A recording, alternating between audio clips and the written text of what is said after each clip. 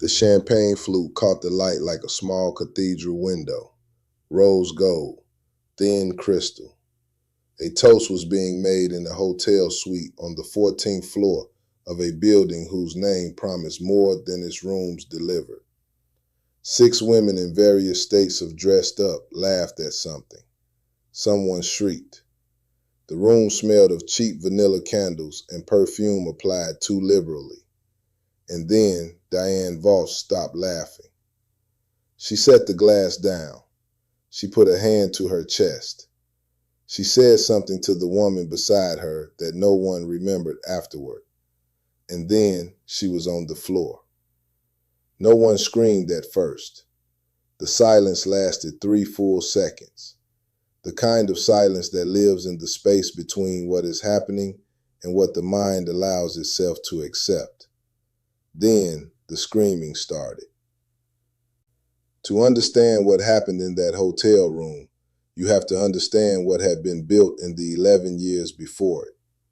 2 women, Rebecca Hartley and Diane Voss. They had met at a marketing firm in downtown Chicago in 2013.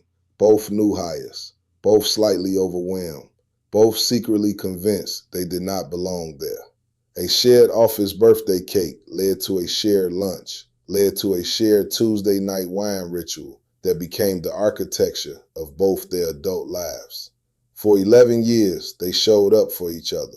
Rebecca was the emergency contact listed on Diane's apartment lease. Diane was the person who sat in the hospital waiting room when Rebecca's mother had her mastectomy in 2017, reading old magazines and not saying a single word that wasn't needed. They had been each other's bridesmaids, Rebecca at Diane's first wedding, which ended badly, Diane at Rebecca's wedding to Marcus Hartley in 2019. The event small and intimate and full of the kind of crying that happens when people are genuinely happy and not performing. They knew each other's coffee orders, each other's family tensions, each other's insecurities about their careers. Rebecca knew that Diane secretly wanted to go back to school for social work. Diane knew that Rebecca had a recurring dream about being back in college and not having attended a single class all semester. These were the small, specific intimacies that make friendship real. The ones that cannot be faked and cannot be bought. When Diane got engaged to a man named Paul Kerrigan in the spring of 2024, Rebecca was the first to know. Rebecca helped choose the ring. Rebecca organized the bridal shower. Rebecca volunteered, insisted actually, to help plan the Bachelorette party. It was, by any measure, the friendship of a lifetime. Diane Voss was 34 years old when she met Paul Kerrigan.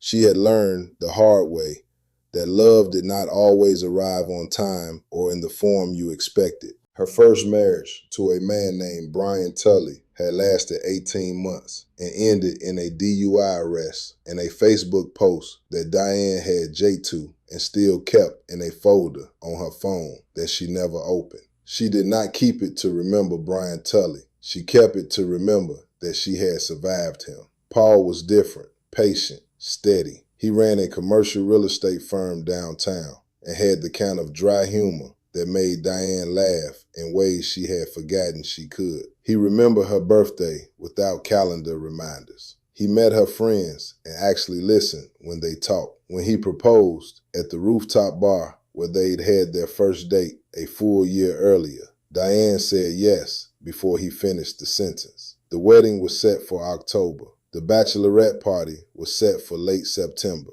A small group, 8 women, a suite at the Grand Meridian Hotel on Lakeshore Drive. It was supposed to be one of the best nights of her life. Marcus Hartley was not a complicated man in the ways that mattered.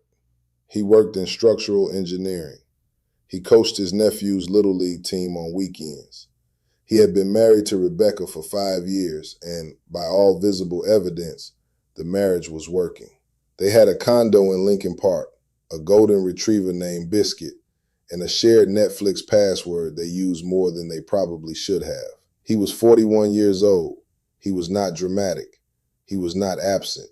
He was not, in any way that Rebecca had ever had reason to suspect, a man who would unravel her entire life. The discovery happened on a Saturday morning in early September. Rebecca was looking for her own phone. She had been using Marcus's to call the pizza place down the street because her phone was dead. She opened his browser to pull up the number. A text notification appeared at the top of the screen. The preview said, "I can't stop thinking about last night." Rebecca opened the message, then the one before it, then the one before that. She read her way back through 3 months of conversation between her husband and her best friend, and she did not make a sound. She sat on the edge of the bed in the master bedroom of the condo they shared, and she read every word. And then she set the phone down on the nightstand, and she looked at the wall. The messages were not ambiguous. They were not the kind of thing that could be explained away as a misunderstanding or a joke or a work conversation taken out of context. Marcus and Diane had been sleeping together for approximately 4 months. They had met at hotels. They had discussed how to keep it quiet. At one point, Marcus had written to Diane, "She trusts you completely. She would never suspect you." Diane had responded, "I know, I feel terrible, but I can't stop." Rebecca did not cry. She did not call anyone. She sat on the edge of the bed for 40 minutes, looking at the wall. And then she got up and took a shower and went to the grocery store and bought the items on the list she had made the night before. Milk, eggs, bread, dog food. She checked items off in her head the way she always did. When she got home, Marcus was on the couch watching the Bears game. She put the groceries away.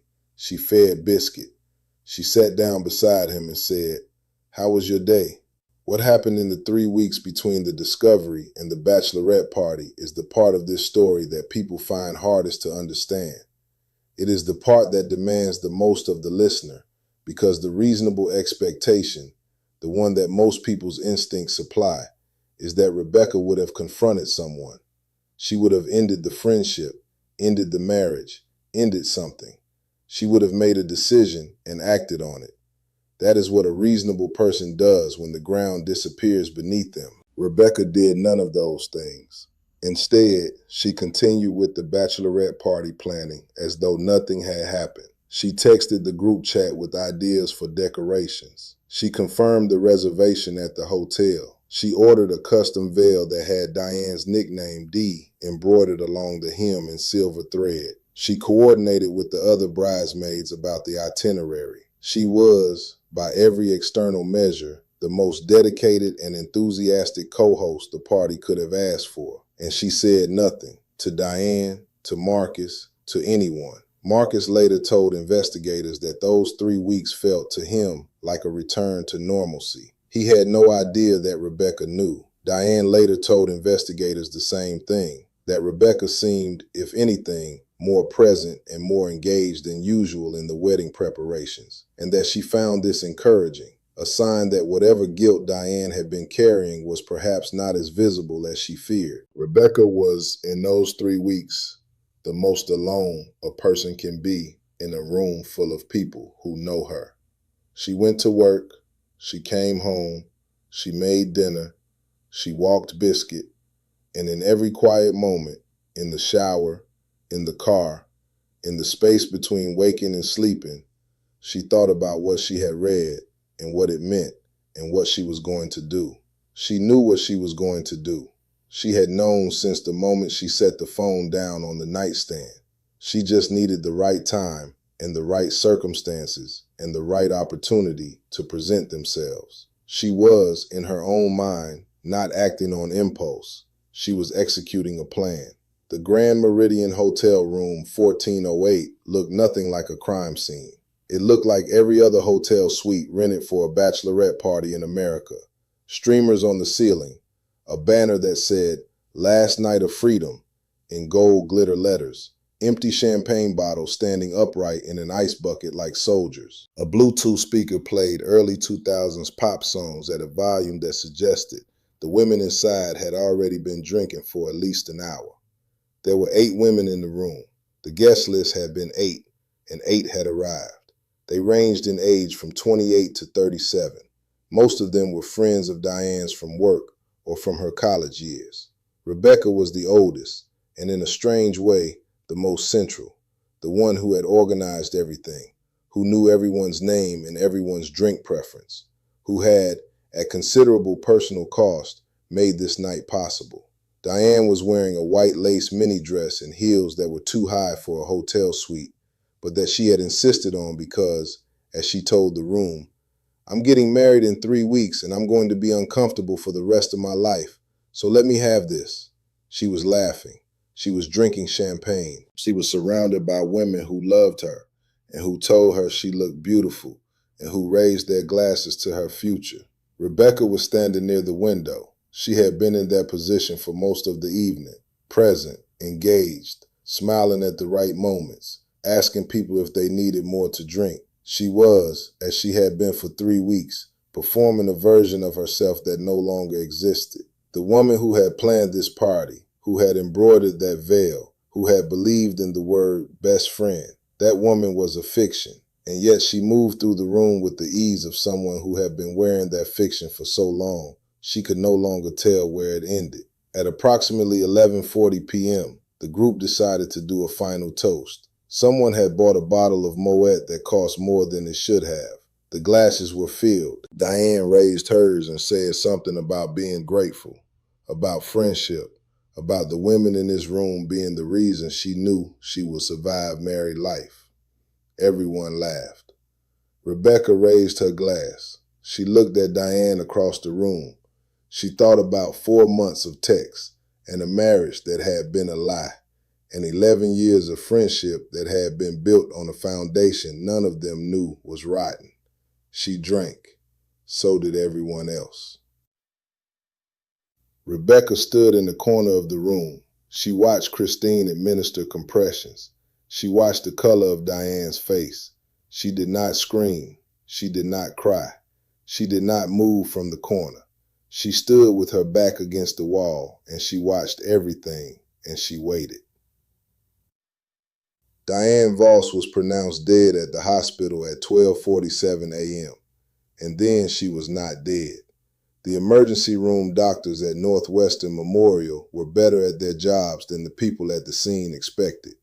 She had coded twice in the ambulance. Her blood pressure was barely readable when she arrived. Her skin had taken on a color that the attending physician would later describe in her report as cyanotic beyond what is commonly seen in acute cardiac events. But the doctors pushed drugs and pushed fluids and paddled her chest one more time and got a rhythm back. She was intubated. She was admitted to the ICU. She was, against the odds, alive. She would remain unconscious for the next 36 hours. The police arrived at the hospital around the same time the sun came up. A woman had collapsed at a bachelorette party and nearly died. The hotel had called the cops. The paramedics had filed their reports. A detective named Yolanda Reese, working out of the 18th District, was assigned the case. The initial theory was that bad alcohol had been served, perhaps contaminated bottles, perhaps something added to a drink. It was not, in those early hours, a poisoning case. It was a medical emergency that had generated a police report.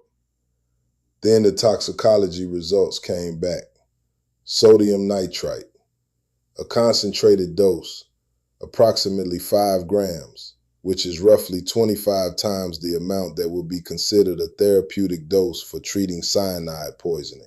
Sodium nitrite is a compound used in certain industrial processes and in very specific medical contexts as an antidote for cyanide. It is not a substance that appears naturally in champagne. It is not a substance that a person accidentally consumes. It is, in the context of a healthy woman at a bachelorette party, a substance that someone placed in her drink on purpose. Detective Reese changed the direction of her investigation that afternoon. This was no longer a case about bad alcohol. This was a case about a woman who had been nearly killed by someone who wanted her dead and who had chosen a moment of maximum vulnerability to do it. The bachelorette party was not a coincidence. The fact that it was Diane's party meant that the killer had been in the room. The killer had watched her drink. The killer had waited. The investigation moved quickly from that point, though not quickly enough to prevent what came next. Detective Reese pulled the guest list for room 1408. She interviewed all 8 women who had attended. She looked at security footage from the hotel hallway, which showed 8 women entering the suite over the course of the evening. She looked at the footage from the hotel lobby, which showed one woman arriving separately from the others and entering the elevator at 9:14 p.m., 40 minutes before the first symptoms appeared. That woman was Rebecca Hartley. She had told no one she was arriving early. She had not responded to any of the group chat messages about the party starting at 10 p.m. She had, according to the hotel records, entered the suite at 9:14 and had not left until after the paramedics arrived. Reese also pulled purchase records. Sodium nitrite is not a controlled substance, but it is tracked. It is sold as a preservative and in some formulations as a treatment for cyanide poisoning. It is also, in certain online communities, well known as a substance that can induce a state-mimic cardiac arrest when ingested in sufficient quantity. Detective Reese did not need to look far to find that Rebecca Hartley had placed an order for 5 grams of sodium nitrite from a chemical supply company in Illinois 3 weeks earlier. The order had been placed online. It had been delivered to a UPS store on the north side. The signature on the pickup form was Rebecca's. The toxicology report was damning. The purchase record was damning. The security footage placing Rebecca in the room 40 minutes before anyone else was damning. And then there was the simplest fact of all. Rebecca had been the one most likely to have access to Diane's drink. She had been the one pouring champagne. She had been the one standing near the window where the flute had been set down between the toast and the moment Diane picked it up. On the morning of September 22nd, 2024, 3 days after Diane Voss collapsed in room 1408 of the Grand Meridian Hotel, Detective Yolanda Reese arrested Rebecca Hartley in the hotel lobby. The arrest was captured on the lobby security camera. Rebecca was wearing the same clothes she had worn to the party. She did not resist. She looked at the detective and said nothing. The trial of Rebecca Hartley began in March of 2025 in the Cook County Circuit Court. The prosecution was led by Assistant District Attorney Patricia Morrow, who had been prosecuting serious felonies for 16 years and who had a reputation for being methodical and devastatingly thorough. The defense was led by a public defender named Stephen Cho, who had been practicing for 9 years and who had in that time developed a particular skill for humanizing clients that the rest of the system had already decided were monsters. The prosecution's case was built on 4 pillars. First, the toxicology. 5 grams of sodium nitrite in Diane Voss's system, a dose that could not have been accidental. Second, the purchase record. Rebecca Hartley's name, Rebecca Hartley's credit card, Rebecca Hartley's signature. Third, the timeline. Security footage placing Rebecca in the room alone with the champagne for approximately 30 minutes before anyone else arrived. Fourth, the motive. A months-long affair between Diane Voss and Rebecca's husband, documented in text messages that the defense could not and did not dispute. The defense argument was not that Rebecca was innocent. Stephen Cho did not stand in front of the jury and claim that his client had been framed. Instead, he argued that the prosecution had not proven the actus reus, that is, that they had not proven beyond a reasonable doubt that Rebecca herself had placed the sodium nitrite in Diane's glass. He argued that Rebecca had been in the room, yes, that she had access, yes, that she had motive, yes, but that access and motive were not the same as proof. He told the jury, "You are not here to decide whether Rebecca Hartley was hurt. You are here to decide whether she did this specific thing." It did not work. The jury deliberated for 6 hours before returning a verdict of guilty on 1 count of aggravated battery with a deadly weapon and 1 count of attempted murder. Rebecca Hartley showed no reaction when the foreman read the verdict. She looked at the jury. She looked at her attorney. She looked at the gallery where her husband Marcus sat in the second row, his face in his hands. She said nothing. She was sentenced to 18 years in state prison. Diane Voss, who had recovered from her hospitalization and who had, in an extraordinary act of either forgiveness or something harder to name, chosen to testify at the sentencing hearing, looked at her former best friend and said, "I still don't understand why you didn't just talk to me." What happened in room 1408 is not a story about a poisoning. Poison is a method, not a motive. And the motive in this case, the one that the prosecution described and that the jury ultimately accepted, was not simple jealousy or anger or the desire for revenge. It was something more specific and more corrosive than that. Rebecca Hartley discovered that the two people in her life she had trusted most had been betraying her together. Her husband of 5 years, her best friend of 11. And in that discovery, something broke that went beyond the marriage and beyond the friendship. What broke was the architecture of Rebecca's understanding of herself, the framework she had built her life inside, the one that told her she was a person who had been chosen, who had been loved, who had been understood. That framework turned out to be made of paper, and when it fell, Rebecca did not grieve. She did not rage. She planned. The prosecution called it premeditation. The defense called it a breakdown. The truth is more uncomfortable than either of those words, because what it suggests is that the line between a person who has been wronged and a person who commits a wrong is thinner than most people want to believe, and that the wrong that breaks a person can sometimes make them capable of things they would never have imagined before.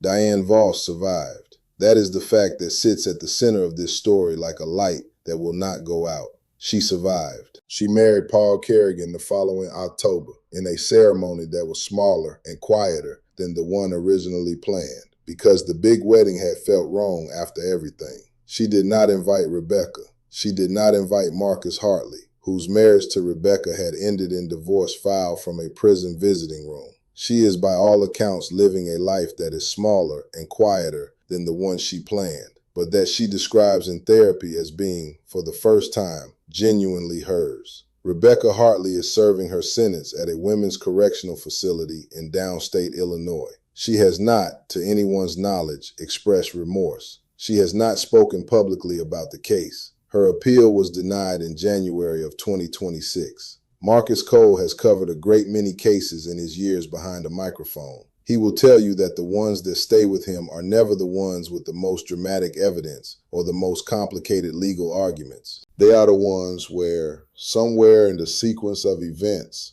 there is a moment where everything could have gone differently. A phone call not made, a door not opened, a conversation not had. In this case, the moment is not hard to find. It is the Saturday morning when Rebecca Hartley opened her husband's phone and read the messages and chose, for reasons that belong only to her, not to scream, not to confront, not to grieve, but to wait. And in the waiting, to become something that none of the people in that hotel suite would have recognized. That is the part that does not make sense and that will never make sense. Not because there is no explanation, but because the explanation requires you to believe that a person you know, a person you trust, a person who has been kind to you and present for you and woven into the fabric of your life can become someone you do not know at all. That is the thing this case makes real. That is the thing that stays with you after the verdicts and the sentences and the news cycles have moved on. The people closest to you are also the ones who can hurt you in ways no one else can reach. And sometimes the wound is so deep that what comes out of it is not tears. It is this.